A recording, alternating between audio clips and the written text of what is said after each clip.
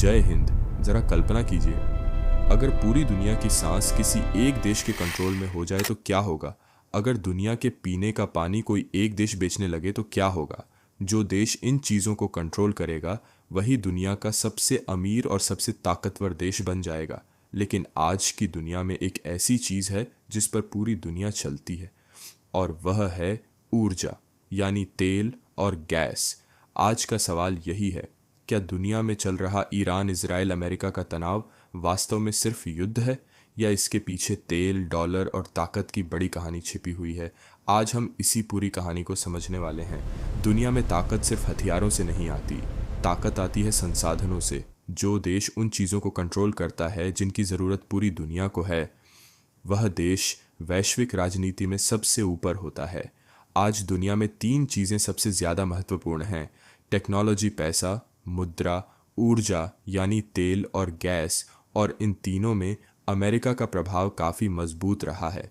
Internet की बड़ी कंपनियां, social media platform, search engine, इनमें से कई बड़ी कंपनियां अमेरिका से आती हैं।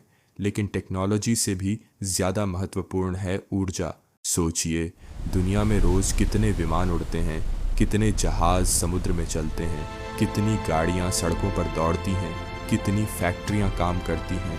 इनमें से ज़्यादातर चीज़ें तेल और गैस पर निर्भर हैं। इसलिए जिन देशों के पास तेल के बड़े भंडार हैं, वे अचानक बहुत महत्वपूर्ण बन जाते हैं। मध्य पूर्व यानी मिडिल ईस्ट इसलिए दुनिया की राजनीति का केंद्र बना हुआ है, क्योंकि यहाँ मौजूद हैं दुनिया के सबसे बड़े तेल भंडार। दुनिया के तेल व्यापार से जुड़ा एक बहुत बड़ा सिस्टम है जिसे कहा जाता है पेट्रो डॉलर सिस्टम। इस सिस्टम में अधिकतर देशों को तेल खरीदने के लिए डॉलर का इस्तेमाल करना पड़ता है। इसका मतलब क्या है? इसका मतलब यह है कि दुनिया के कई देशों को पहले डॉलर खरीदना पड़ता है, फिर उस डॉलर से तेल खरीदना पड़ता है। इससे अमेरिका की मुद्रा की मांग पूरी दुनिया में बनी रहती है।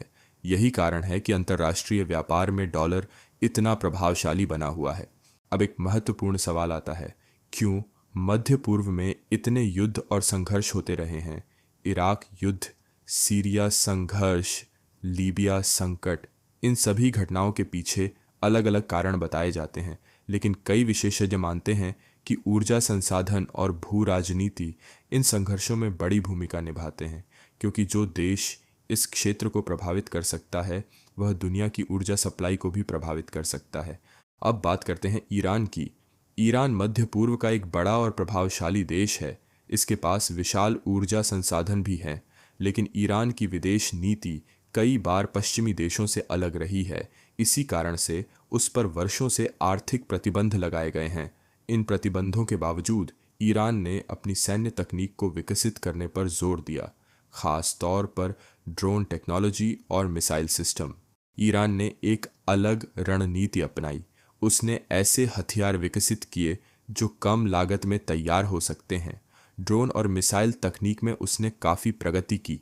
आज के आधुनिक युद्ध में यह एक महत्वपूर्ण रणनीति बन गई है, क्योंकि अगर एक हथियार सस्ता हो और उसे रोकने वाला सिस्टम बहुत महंगा हो तो युद्ध की लागत का संतुलन बदल जाता है।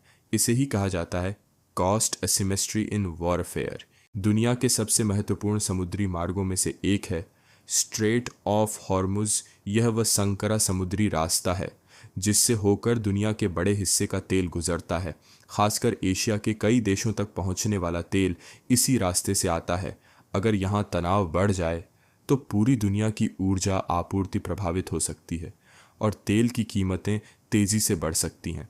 भारत दुनिया के सबसे बड़े ऊर्जा उपभोक्ताओं में से एक है, लेकिन भारत अपनी ज़रूरत का बड़ा हिस्सा आयात करता है, यानी बाहर से खरीदता है। इसलिए अगर मध्य पूर्व में तनाव बढ़ता है तो उसका असर भारत की अर्थव्यवस्था पर भी पड़ सकता है। तेल महंगा होगा तो परिवहन महंगा होगा और फिर कई चीज़ों की कीमतें बढ़ सकती हैं। यही कारण है कि भारत अक्सर संतुलित विदेश नीति अपनाने की कोशिश करता है। भारत के संबंध कई देशों से अच्छे हैं, अमेरिका से भी, इजराइल से भी और ईरान से भी। भारत की कोशिश यही रहती है कि वह किसी भी बड़े संघर्ष में सीधे पक्ष न ले, बल्कि अपने राष्ट्रीय हितों को सुरक्षित रखे। आज युद्ध का स्वरूप भी बदल रहा है।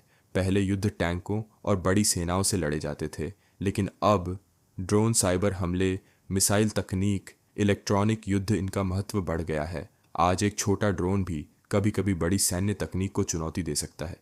दुनिया की राजनीति हमेशा बदलती रहती है, कभी तनाव बढ़ता है, कभी समझौते होते हैं। लेकिन एक बात साफ है, ऊर्जा, टेक्नोलॉजी और वैश्विक व्यापार, इन तीन चीज़ों पर नियंत्रण ही आने वाले समय की ताकत तय करेगा। तो दोस्तों, ईरान, अमेरिका और इजराइल के बीच जो तनाव दिखाई देता है वह केवल एक क्षेत्रीय संघर्ष नहीं है। उसके पीछे छिपी है ऊर्जा, अर्थव्यवस्था और वैश्विक शक्ति की बड़ी कहानी। दुनिया की राजनीति अक्सर संसाधनों और रणनीति के आसपास घूमती है, और यही कारण है कि मध्य पूर्व आज भी वैश्विक भू राजनीति का केंद्र बना हुआ है।